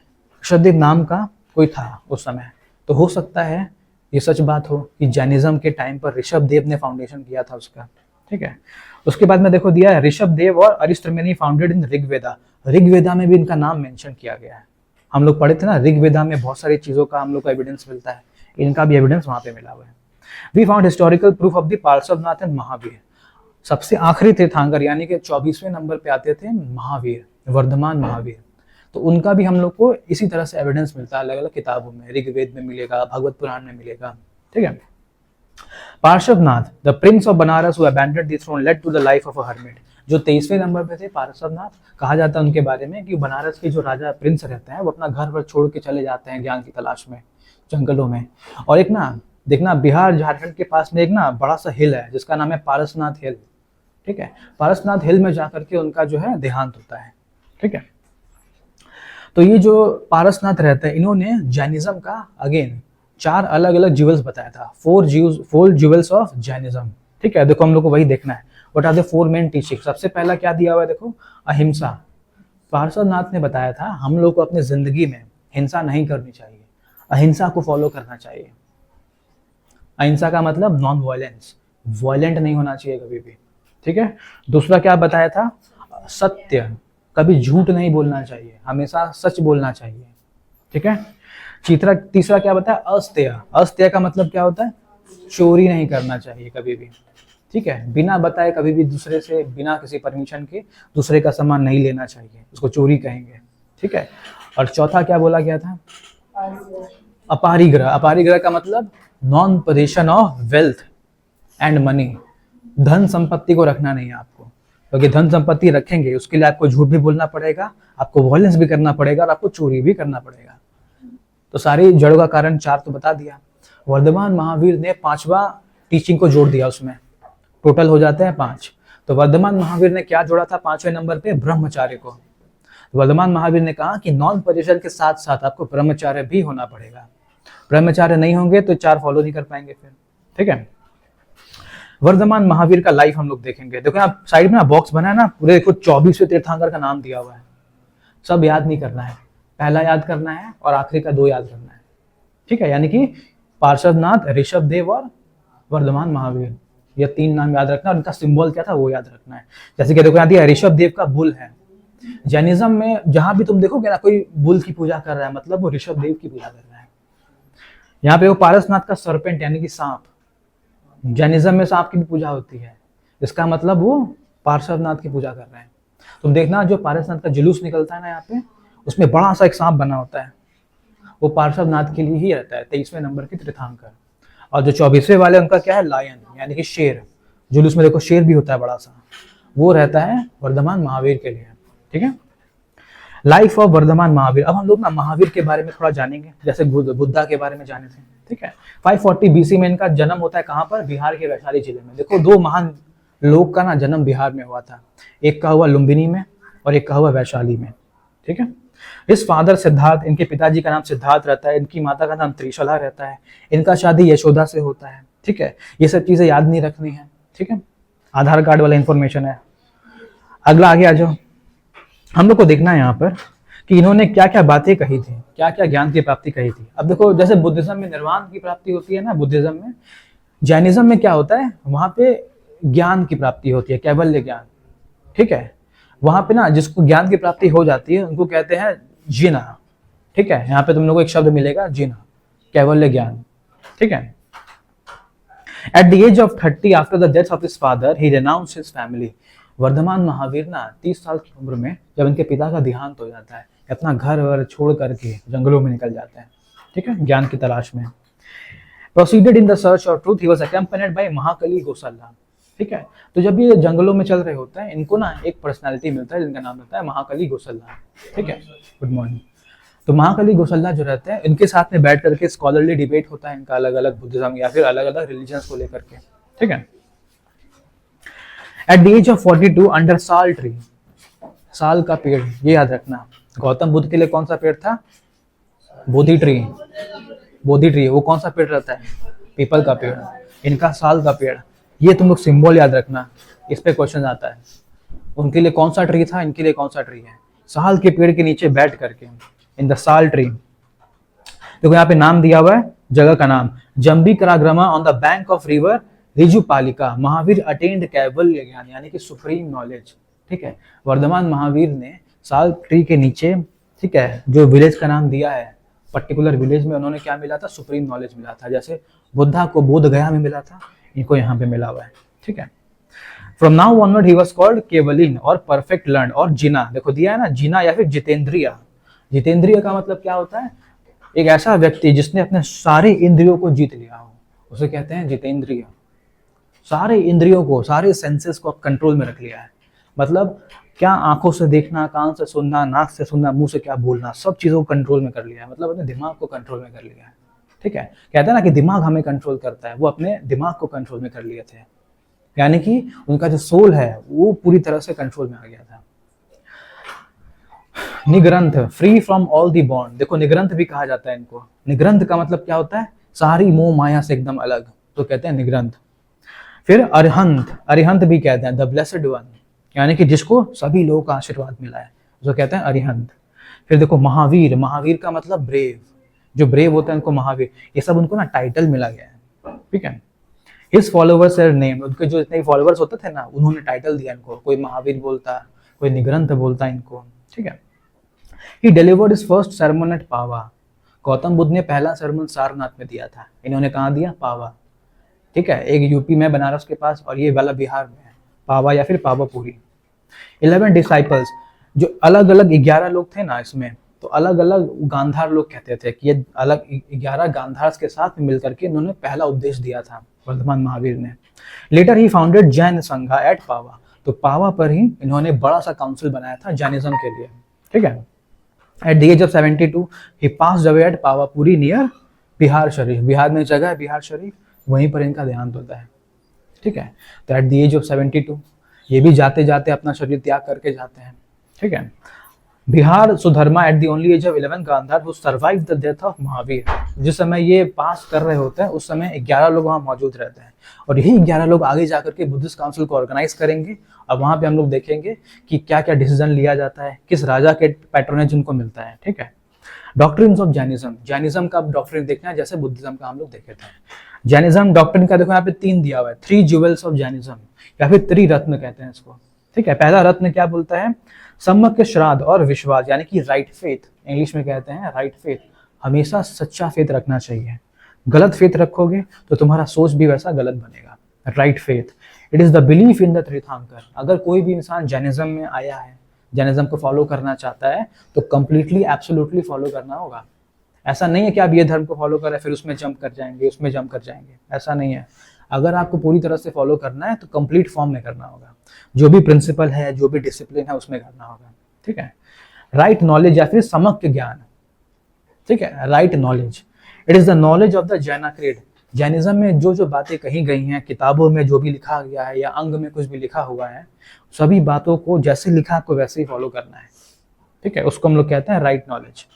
राइट एक्शन और राइट कंडक्ट यानी कि आचरण, ठीक है, समग्र कर्म, कर्म और अपना आचरण आपको सही रखना है। It is the practice of the 5 vows of Jainism. अब ये बताएंगे जो 3 ज्वेल्स है ना, इसके लिए आपको 5 कसम खाने होंगे। वो 5 कसम हम लोग पढ़ चुके हैं अभी थोड़ी देर पहले। पहला कसम क्या था? अहिंसा, कभी भी हिंसा नहीं करना। दूसरा कसम क्या था? हमेशा सत्य बोलना, ठीक है। तीसरा, चोरी नहीं करना, अस्तेय।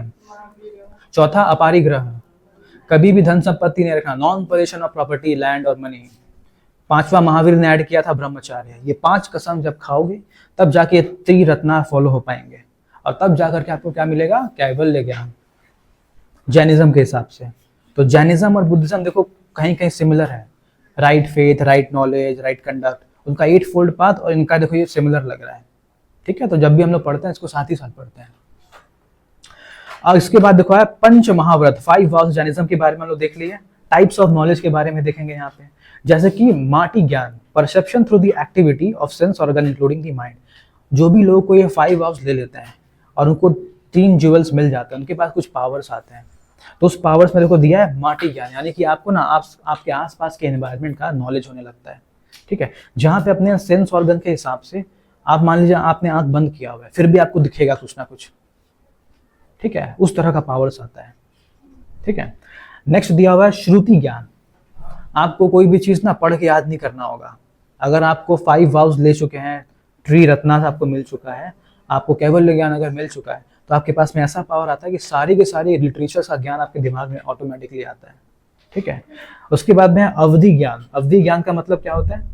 क्लैरियंट परसेप्शन, यानी कि कुछ ऐसी ज्ञान जिसका टाइम से जुड़ा हुआ है, भूतकाल, भविष्यकाल, वर्तमान काल, तीनों कालों का ज्ञान आपको एक साथ हो जाएगा, ठीक है। मतलब आपके पुनर्जन्म में भी क्या क्या रूपों में आपने जन्म लिया, क्या क्या काम किए थे, वो भी आपको याद होगा, ठीक है।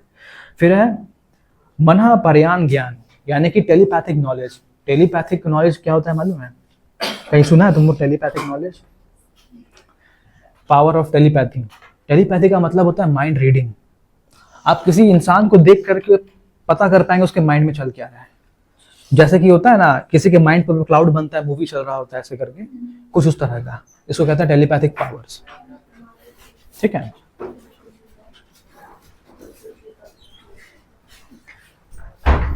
टेलीपैथिक पावर्स के बाद आता है कैवल्य ज्ञान। देखो दिया है लास्ट में कैवल्य ज्ञान। ये होता है सबसे last stage of knowledge attainment, ठीक है। ये एक ऐसा स्टेज होता है जहां पर आप क्या बन जाते हैं मालूम है? आप एक ओमनीसेंट बन जाते हैं, ओमनी प्रेजेंट बन जाते हैं। इसका मतलब सर्वव्यापी। आप at the same time past में भी हैं, प्रेजेंट में भी है, फ्यूचर में भी है। एट द सेम टाइम आप इंडिया में भी है, आप अमेरिका में भी है, एट द सेम टाइम। कुछ इस टाइप का नॉलेज है, जैसे बोलते नहीं है भगवान है, सभी जगह पर है, मिट्टी में भी है, पानी में भी है, आकाश में भी है, सब जगह है। इसको कहते हैं ओमनी प्रेजेंट, सभी जगह पर प्रेजेंट है। तो ये जो 5वां स्टेज होता है ना कैवल्य ज्ञान का, यहाँ पर कोई भी इंसान, कोई भी स्पिरिट या फिर कोई भी सोल, वो हायर डायमेंशन में चला जाता है। फिजिक्स या फिर साइंस के हिसाब से इसको हायर डायमेंशन कहते हैं। ये 4th डायमेंशन से बाहर निकल के अलग डायमेंशन में है, जहाँ पे वो हम लोग को देख सकते हैं, हम लोग उनको नहीं देख सकते हैं। वो लोग फील कर सकते हैं, हम लोग नहीं फील कर सकते उनको, ठीक है। तो ये होता है कैवल्य ज्ञान का स्टेज। तो ये सारे पावर्स आ जाते हैं। The principal of Jainism as preached by Mahavir. Mahavir ने क्या क्या बताया था? Rejected the authority of Veda and Vedic rituals. Vardhaman Mahavir ने वेदा को जो है नलिफाइड किया था, वेदा में विश्वास नहीं करते थे। दूसरा क्या बोला था? Did not believe in the existence of God. Vardhaman Mahavir भगवान में विश्वास नहीं करते थे, ठीक है। Believe in the karma and transmigration of soul. Vardhaman Mahavir मानते थे कि जो हमारा आत्मा है ना, ये आत्मा जो है अपना शरीर बदलता है। इंसान का शरीर तो मिट्टी का बना हुआ है, ये मिट्टी में विलीन हो जाता है मरने के बाद, लेकिन आत्मा नहीं मरता है। आत्मा ना अपना शरीर चेंज करता रहता है, इसी को कहा गया transmigration of soul. He led the greater emphasis let the emphasis on equality. Equality का मतलब देखो, वर्धमान महावीर कभी ये नहीं बोले कि महिला नहीं कर सकती जैनिज्म को फॉलो, खाली पुरुष कर सकते हैं, ऐसा कुछ नहीं था। यहाँ पे सभी लोग बराबर थे, जिसको आना है, जिसको एक्सेप्ट करना है जैनिज्म, वो कर सकता है। ठीक है, अब हम लोग को देखना है जैनिज्म के काउंसिल के बारे में। जैनिज्म में जो है 2 अलग अलग काउंसिल हुए थे, फर्स्ट काउंसिल और सेकेंड काउंसिल। ठीक है, देखो फर्स्ट काउंसिल कब हुआ था? 300 BC, जिस समय बुद्धिस्ट काउंसिल भी हो रहा था। कहाँ पर हुआ था? पाटलिपुत्रा। देखो पाटलिपुत्रा में बुद्धिस्ट काउंसिल भी हुआ था, कुछ कॉमन आ गया यहाँ पे। चेयरमैन कौन है? स्थूलभद्र। पैट्रोनेज, किस राजा ने इसको पैट्रोनेज दिया था? चंद्रगुप्त मौर्य। याद करना, चंद्रगुप्त किसके हेल्प से राजा बना था? हाँ, कौटिल्य, विष्णुगुप्त या चाणक्य। ठीक है, इन्हीं की मदद से जो है वो राजा बनता है।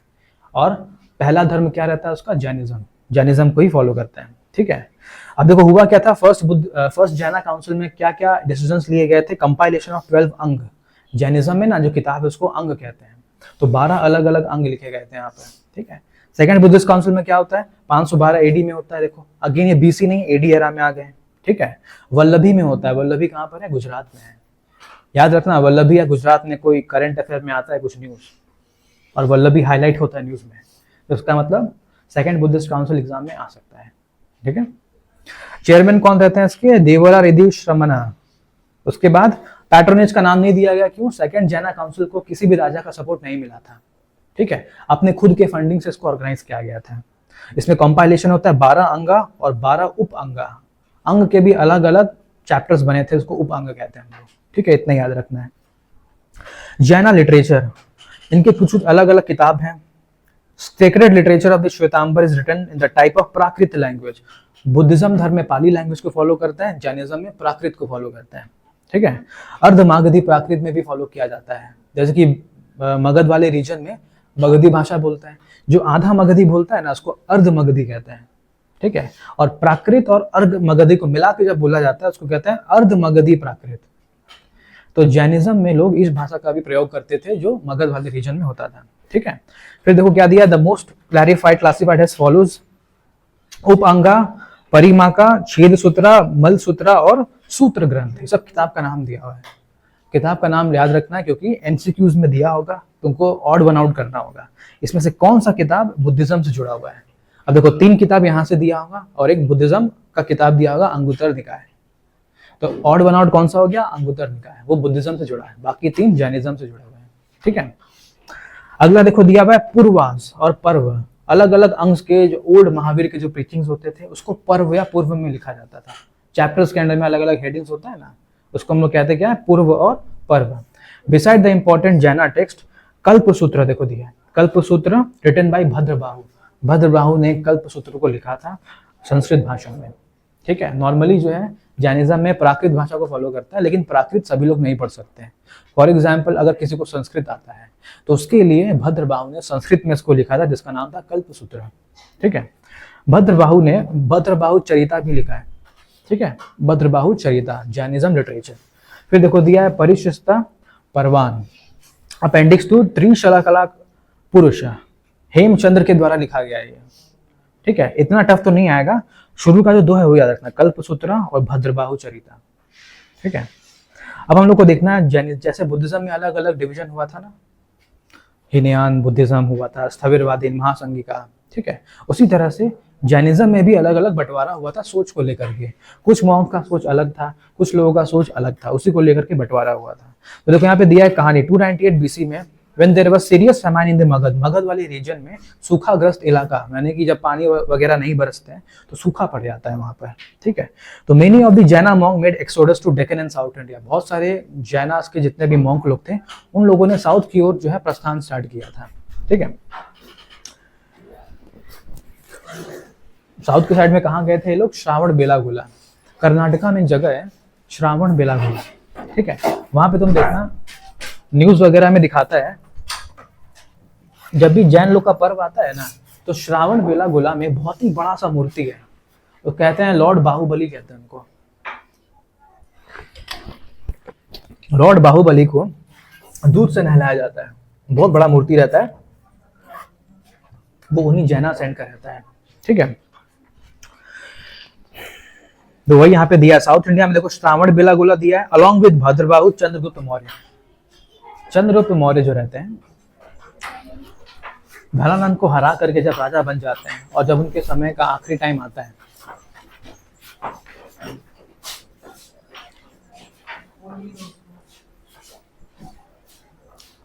उनके समय का जब आखिरी टाइम आता है तब वो क्या करते हैं, भद्रबाहु के गाइडेंस में अब उनसे पूछते हैं कि मेरा समय का तो आखिरी दिन है, हम क्या करें, कुछ समझ नहीं आ रहा है, अब हमें मन की शांति चाहिए।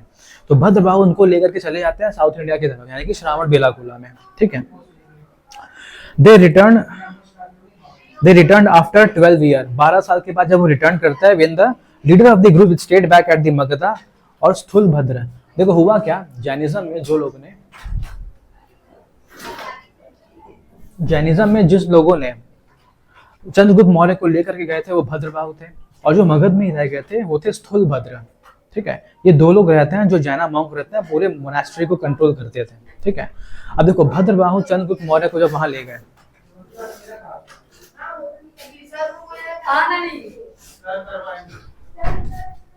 भद्रबाहु जब चंद्रगुप्त मौर्य को लेकर चले जाते हैं तब क्या होता है वहां पर मालूम है, बुद्ध जैनिज्म में एक ना रिचुअल है जिसको हम लोग कहते हैं सलेखना प्रिंसिपल।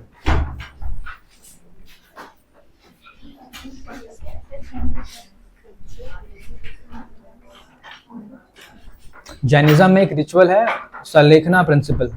ये सलेखना का मतलब मालूम क्या होता है, जब भी किसी को ना अपना लाइफ से परेशान हो जाता है, उसको मन की शांति चाहिए होती है, लेकिन उसको ना सुसाइड करने से भी रोका जाता है, तो उसके लिए ना एक बीच का मध्य मार्ग निकाला गया है। कहा गया थ्योरी ऑफ स्टारवेशन। एक आसन पे चले जाइए जंगलों के बीच में, घने जंगलों में, एकदम दूर दराज जहाँ पे कोई डिस्टर्बेंस नहीं है, और अपने आप को खाना पानी बंद कर दीजिए और एक मेडिटेशन पोस्चर में बैठे रहिए वहां पर। ठीक है, एक समय आएगा, 2 दिन 3 दिन 4 दिन 15 दिन, जैसे ही महीना भर बीतेगा आप उसी पोजीशन पे ना हार्ड हो जाएंगे, आपका शरीर जो है हिलना बंद हो जाएगा। फिर एक टाइम आएगा आप बस आंखों से देख पा रहे हैं, कानों से सुन पा रहे हैं, अपना शरीर हिला नहीं पा रहे हैं। ठीक है, फिर एक टाइम ऐसा आता है आपका आंख धीरे धीरे भारी होगा, बंद हो जाएगा, और आपके माइंड में एक डॉट आ जाएगा। उसके बाद जो है आप पूरी तरह से खत्म, आपका जो बॉडी है वो गिव अप कर जाएगा, आपकी आत्मा आपकी बॉडी को छोड़ चुकी होगी। इसी को हम लोग कहते हैं क्या, सलेखना प्रिंसिपल। चंद्रगुप्त मौर्य इसी प्रिंसिपल को फॉलो किया था भद्रबाहु के साथ, तभी वो साउथ इंडिया में गया था श्रावण बेलागोला में। ठीक है, यहाँ पर दिया हुआ है देखो। जब वो लोग वहां से लौटते हैं 12 साल के बाद, तो चंद्रगुप्त मौर्य ने 12 साल तक उस पोजीशन पे बैठे थे सलेखना प्रिंसिपल्स पे। ठीक है, when the Jaina Bhadrabahu and others returned from South India, they held that complete nudity as an essential part of the teaching of Mahavir. 12 साल तक जब भद्रबाहु साउथ इंडिया में थे तो उन्होंने कहा कि महावीर के जो टीचिंग्स है उसमें कपड़ा पहनना अलाउड नहीं है। ठीक है, जब वो 12 साल बाद मगध आ करके स्थूलभद्र को बताते हैं तो वहां स्थूलभद्र कहते हैं कि हम लोगों को तो ऐसा कुछ पता ही नहीं है महावीर के बारे में, कि महावीर के टीचिंग्स में इतना बड़ा चेंजेस हुआ है। ठीक है, तो इसी सोच को लेकर के देखो दो अलग अलग ना कैटेगरी बनता है जैनिज्म में। ठीक है, भद्रबाहु का अलग सोच है, स्थूलभद्र का अलग रहता है। तो भद्रबाहु जो है ना वो कहता है कि हम कपड़ा नहीं पहनेंगे। ठीक है, तो वो लोग कहने लगे अपने आप को दिगंबर जैन। स्थूलभद्र वाले बोले कि हम सफेद कपड़ा पहनेंगे, उनके लिए हो गया श्वेतांबर जैन। तो दिगंबर जैन और श्वेतांबर जैन का कॉन्सेप्ट देखो यही है। ठीक है, भद्रबाहु के अंदर में वो लोग फॉलो करते हैं, स्थूलभद्र के कही हुए बातों को श्वेतांबर लोग फॉलो करते हैं। ठीक है, तो श्वेतांबर का मतलब होता है व्हाइट क्लैड, जो सफेद कपड़ा पहनता है। दिगंबर का मतलब होता है स्काई क्लैड, जो नेकेड रहता है पूरी तरह से। ठीक है, श्वेतांबर और दिगंबर देखो यहाँ दिया हुआ है। ठीक है, those who put on white robe under Sthulabhadra और those who were stay naked called Bhadrabahu. ठीक है, एग्जांपल ऑफ जैना आर्किटेक्चर। अब हम लोग को देखना है जैना से जुड़े हुए कौन कौन से आर्किटेक्चर हैं। सबसे पहला देखो दिया गुफाओं के बारे में, हाथी गुफा दिया हुआ है, उदयगिरी में गुफा है, खंडगिरी, यानी उदयगिरी और खंडगिरी उड़ीसा में ना, ये बहुत इंपॉर्टेंट है, न्यूज में था ये।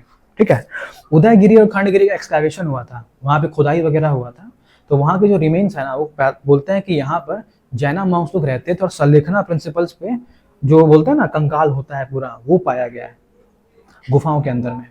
तो इस पोजीशन पे बैठ करके कोई भी मेडिटेशन करना, अपने आप बॉडी को स्टार्व करना, ये जैनिज्म में फॉलो होता था, तब जाके पता चला। धौली नाम का जगह है, धौली जो है ना वो बुद्धिस्ट स्तूपा है वहां पर, वो भी न्यूज में आया हुआ था धौली स्तूपा, तो उससे क्वेश्चंस भी आया हुआ था। जिस साल ये करंट अफेयर में आया वहीं से क्वेश्चन भी आया कि धौली स्तूपा, जहां वर्ड शब्द आ गया स्तूपा, स्तूपा मतलब बुद्धिज्म से जुड़ा हुआ है। ठीक है, उदयगिरी और खंडगिरी, यहाँ पे जैनिज्म से ज्यादा जुड़ा हुआ है लोग। उसके बाद देखो दिया दिलवारा टेम्पल, राजस्थान में जगह है माउंट आबू के पास में दिलवारा टेम्पल, बहुत फेमस है ये। और जैनिज्म का शायद ये एकमात्र बहुत ही बड़ा जगह है जहाँ पे पूजा होती है जैन लोग की, ठीक है। फिर देखो गुजरात में दिया हुआ है, गुजरात में दो है, एक है गिरनार और एक है पालीटाना। पता है करंट अफेयर्स में ना, ये शायद 2022 का करंट अफेयर में आया था। पालीटाना जो गुजरात में जगह है, ये पूरे के पूरे इंडिया का सबसे पहला वेजिटेरियन सिटी है। यहाँ पे ना ही तो नॉन वेजिटेरियन बिकता है, ना ही बनता है, ना ही कोई खरीदता है, ना ही कोई बेचता है, ना ही कोई एडवर्टाइज करता है, कुछ नहीं होता है यहाँ पे। पालीटाना पूरा फर्स्ट वेज सिटी है यहाँ का, नॉनवेज कोई मुझसे बोलता तक नहीं है यहाँ पे, ठीक है। ये न्यूज में आया हुआ था, इसलिए क्यों आया हुआ था, क्योंकि ये जैनास लोग के द्वारा डोमिनेटेड है, यहाँ सब जैन लोग ही भरे, आपको जैनी लोग ही मिलेंगे। किसी भी जगह पे खाने के लिए जाएंगे एकदम प्योर वेजिटेरियन खाना होगा, ठीक है। Temples at Pawapuri and Rajgir, Bihar में जो है पावापुरी और राजगीर में जैना टेम्पल पाया जाता है, ठीक है।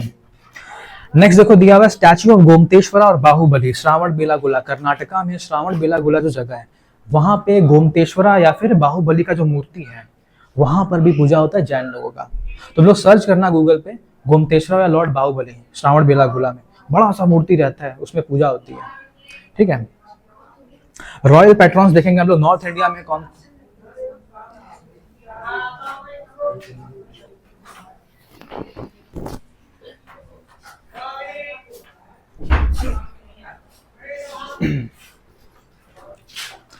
जैनिज्म को नॉर्थ इंडिया में और साउथ इंडिया के अलग अलग राजाओं का पैट्रोनेज मिला था। यहाँ पे देखो कुछ नाम दिया है, नॉर्थ इंडिया का अलग है, साउथ इंडिया का अलग है।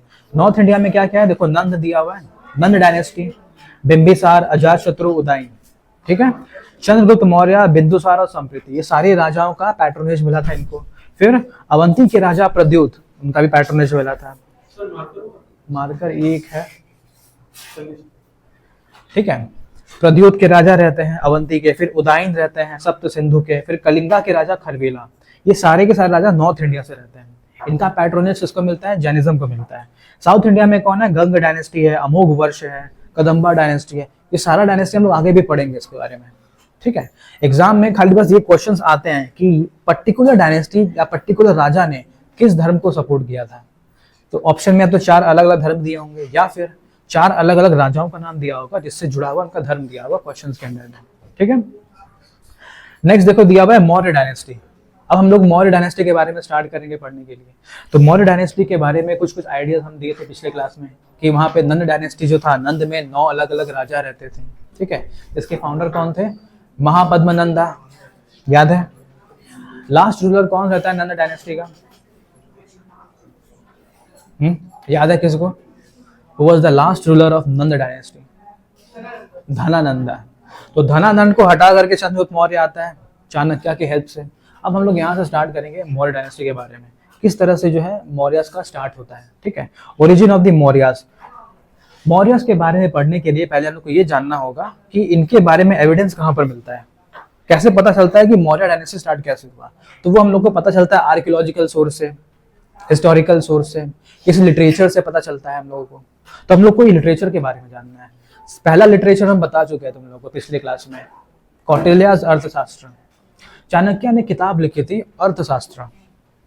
अर्थशास्त्र जो है पूरी तरह से कॉम्प्रिहेंसिव किताब थी, जहाँ पे अलग अलग राजाओं के डायनेस्टी के बारे में भी लिखा था, अलग अलग राजाओं के रेवेन्यू एडमिनिस्ट्रेशन के बारे में भी लिखा था, पॉलिटिकल एडमिनिस्ट्रेशन के बारे में लिखा था, उनका लैंड रेवेन्यू पॉलिसी क्या है वो भी लिखा हुआ था वहाँ पर। तो सारे के मैक्सिमम आइडियाज हम लोग को यहाँ पे मिल जाते हैं, ठीक है। सेकंड में आता है मेगास्थेनियस इंडिका, ठीक है। अब देखेंगे ना हम लोग चंद्रगुप्त के टाइम पर, चंद्रगुप्त जब राजा बन जाता है धनानंद को हरा करके, तो अलेक्जेंडर के जाने के बाद जब अलेक्जेंडर का आक्रमण होता है, बताया था ना, अलेक्जेंडर वापस चला जाता है क्योंकि कुछ प्रॉब्लम की वजह से, डर की वजह से, उसकी आर्मी गिव अप कर जाती है उसकी वजह से, ठीक है। तो वहां पे देखते हैं हम लोग जब अलेक्जेंडर वापस चला जाता है, अपना एक ना वहां पे राजा को छोड़ के जाता है, गवर्नर को छोड़ के जाता है, जिसका नाम रहता है सेल्यूकस निकेटर, ठीक है। तो चंद्रगुप्त मौर्य सेल्यूकस निकेटर के साथ में लड़ाई करता है, उसको हरा देता है, ठीक है। लेकिन चाणक्य ने चंद्रगुप्त मौर्य को एडवाइस दिया था, तुम जब भी उसको हराओगे तो उसका पूरा किंगडम को तुम हड़प कर मत जाना या एनेक्स मत कर लेना, ठीक है, या उसे छीन मत लेना। तो उसको हराने के बाद चंद्रगुप्त मौर्य ने कुछ नहीं किया, बोले कि आप अपने किंगडम के साथ वहां रह सकते हैं। तो इससे सेल्यूकस निकेटर जो है वो बहुत ही ज़्यादा इम्प्रेस हो जाता है चंद्रगुप्त मौर्य के पर्सनैलिटी से, और उसकी एक खूबसूरत सी बेटी रहती है। उसका शादी हो जाता है चंद्रगुप्त मौर्य के साथ में, और इससे क्या होता है, एक मैट्रिमोनियल अलायंस बनता है, और बिना लड़ाई किए, बिना हिंसा के एक अलग टेरिटरी मर्ज हो जाता है मौर्य डायनेस्टी में। ठीक है, अगेन ये किसका प्लानिंग प्लॉटिंग होता है? चाणक्य का। चाणक्य कहते हैं कि आपको लाठी का इस्तेमाल भी ना करना पड़े और सांप की मृत्यु हो जाए। ये बात उन्होंने अर्थशास्त्र में बताई गई है। एक महान राजा वही होता है जो अपने लाठी को बचा के रखा है और सामने वाले दुश्मन को हरा भी दिया है ना, एक मुहावरा भी है इसका। ठीक है, मेगास्थनीज इंडिका, तो यहाँ पर जो मेगास्थनीज नाम का एक व्यक्ति रहता है, मेगास्थनीज एक्चुअली में कौन रहता है मालूम है? सेलुकस निकेटर का जब उसकी बेटी का शादी चंद्रगुप्त मौर्य के साथ होता है, बंद हो गया क्या? अच्छा, बैटरी डाउन हो गया है, तो उसको क्या करें, पॉज कर दें? चल रहा है?